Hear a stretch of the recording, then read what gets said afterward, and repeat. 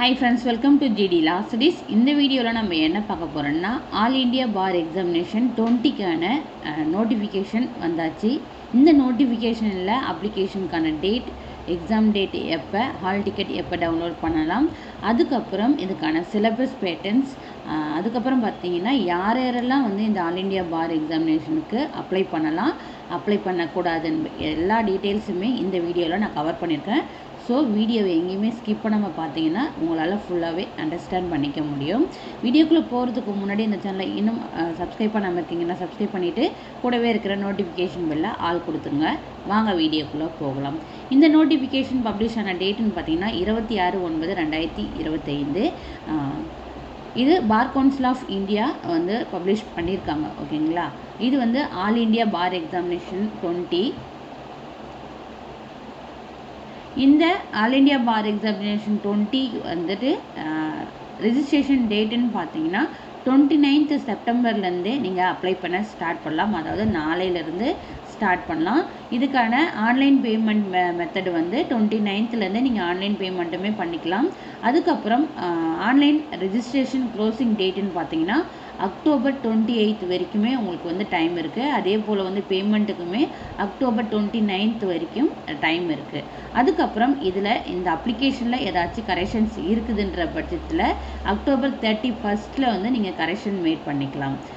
Correction mat பண்ண பிறகு admit card எப்போ டவுன்லோட் பண்ணலான்னு பார்த்தீங்கன்னா நவம்பர் 15 வந்து டவுன்லோட் பண்ணிக்கலாம். எக்ஸாம் டேட்டுன்னு பார்த்தீங்கன்னா நவம்பர் 30 வந்து அனௌன்ஸ் பண்ணியிருக்காங்க. முக்கியமான விஷயம் என்னன்னு பார்த்தீங்கன்னா நீங்கள் ஜென்ரல் கேட்டகரியோ அல்லது வந்து ஓபிசி கேட்டகரியோ இருக்கீங்கன்னா உங்களுடைய டிகிரியில் 45% நீங்கள் ஸ்கோர் பண்ணியிருக்கணும்.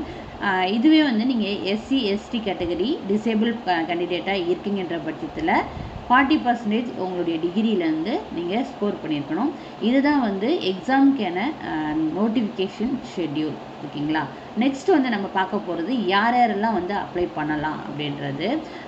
பிஃபோராக இருந்தது எப்படின்னா ஒரு 3 இயர்ஸோ அல்லது வந்து 5 இயர்ஸோ லா டிகிரி முடித்து என்ரோல்மெண்ட் ஏதோ ஒரு ஸ்டேட் பார் அவங்களுடைய பார் கவுன்சிலில் வந்து என்ரோல்மெண்ட் பண்ண பிறகு தான் ஆல் இண்டியா பார் எக்ஸாமினேஷன் எழுத முடியுன்றது இருந்தது ஒரு 2 இயர்ஸ் பேக்கு.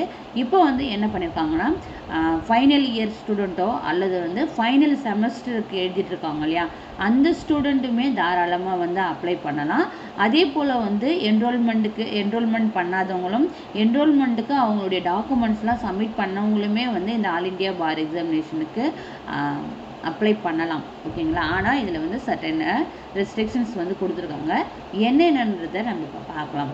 இப்போ eligibility of final year law student without blocks, அதாவது நீங்கள் 3 இயர்ஸாக இருந்தாலும் சரி 5 இயர்ஸாக இருந்தாலும் சரி ஃபைனல் செமஸ்டரில் இருக்கீங்க அப்படின்ற பட்சத்தில் உங்களுடைய காலேஜ் அவங்களுடைய இன்ஸ்டியூட் வந்து பார் கவுன்சில் ஆஃப் இந்தியாவுடைய ரெகக்னேஷன் இருக்குதான்னு சொல்லிட்டு செக் பண்ணுங்கள். எல்லோரும் இதை செக் பண்ண வேண்டியது மேண்டேட்டரி. ஓகேங்களா, உங்களுடைய இன்ஸ்டியூட் வந்து college Bar council of India recognised இருந்தால் மட்டும்தான் நீங்கள் ஆல் இண்டியா பார் எக்ஸாமினேஷன் எழுத முடியும். அதே போல் ஃபைனல் இயர் லா ஸ்டூடெண்ட் வந்து உங்களுடைய ப்ரீவியஸ் இயர் செமஸ்டரில் எந்த ஒரு பிளாக்கேஜும் இல்லாமல் இருந்தீங்கன்னா தாராளமாக நீங்கள் ஆல் இண்டியா பார் எக்ஸாமினேஷன் 20க்கு வந்து அப்ளை பண்ணலாம். Second eligibility of law graduate who have not obtained their degree. இப்போ வந்து 3 இயர்ஸோ 5 இயர்ஸோ அவங்க வந்து முடிச்சிட்டாங்க, ஆனால் வந்து அவங்கக்கிட்ட வந்து டிகிரி வரலன்ற பட்சத்தில் அவங்க அப்ளை பண்ணலாமான்னா தாராளமாக அப்ளை பண்ணலாம். ஆனால் அவங்களுடைய இன்ஸ்டியூட் வந்து பார் கவுன்சில் ஆஃப் இந்தியாவுடைய அப்ரூவ்டு இருந்தால் மட்டும்தான் அப்ரூவ் பண்ண முடியும். ஓகேங்களா, நெக்ஸ்ட் வந்து பார்த்தீங்கன்னா third eligibility of graduates who have obtained their degree but have not enrolled or have surrendered their enrollment certificate. அவங்க வந்து லா கிராஜுவேட் வந்து முடிச்சிட்டாங்க, ஆனால் வந்துட்டு என்ரோல்மெண்ட் பண்ணலை, அவங்களுடைய டாக்குமெண்ட்ஸ் எல்லாமே வந்து என்ரோல்மெண்ட்டுக்கு இருக்குன்ற பட்சத்தில் அவங்களும் ஆல் இண்டியா பார் எக்ஸாமினேஷன் தாராளமாக எழுதலாம். அதுக்கப்புறம் இன்எலிஜிபிலிட்டி பேஸ்ட் ஆன் நான் ரெகக்னைசேஷன், அதாவது யாரெல்லாம் வந்து அப்ளை பண்ண முடியாதுன்னு பார்த்தீங்கன்னா உங்களுடைய இன்ஸ்டியூட் வந்து பார் கவுன்சில் ஆஃப் இந்தியாவுடைய அப்ரூவ்டு இல்லாமல் இருக்குன்னா நீங்கள் வந்து ஆல் இண்டியா பார் எக்ஸாமினேஷன் எழுதவே முடியாது.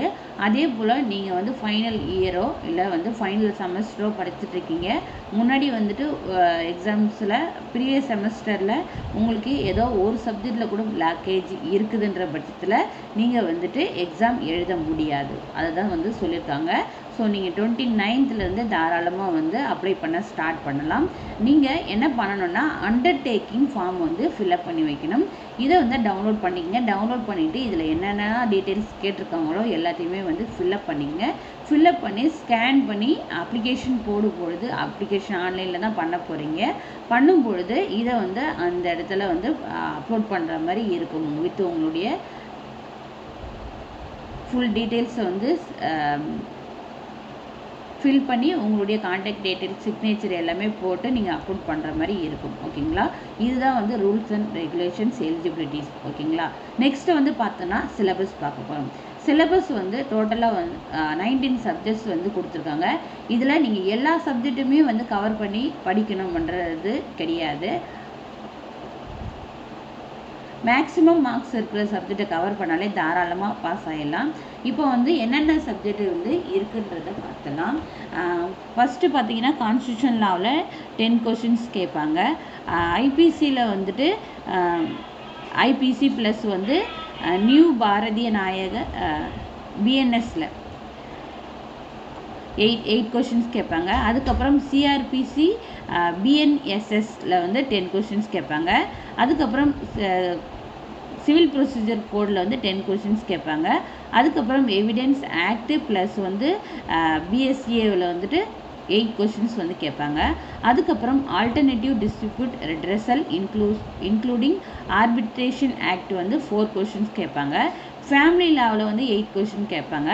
பப்ளிக் இன்ட்ரெஸ்ட் லிட்டிகேஷனில் 4 கொஷின்ஸும், அட்மினிஸ்ட்ரேஷன் லாவில் 3 கொஷின்ஸும், professional ethics cases of professional misconduct under bar council of India ரூல்ஸ்லேருந்து 4 கொஷின்ஸும், கம்பெனி லாவில் 2 கொஷின்ஸு, என்வரான்மெண்டல் லாவில் 2, சைபர் லாவில் 2, லேபர் அண்ட் இண்டஸ்ட்ரியல் லாவிலேருந்து 4, லா ஆஃப் டாட் including motor vehicle act and consumer protection ஆக்டில் 5 மார்க்ஸ் கேட்பாங்க.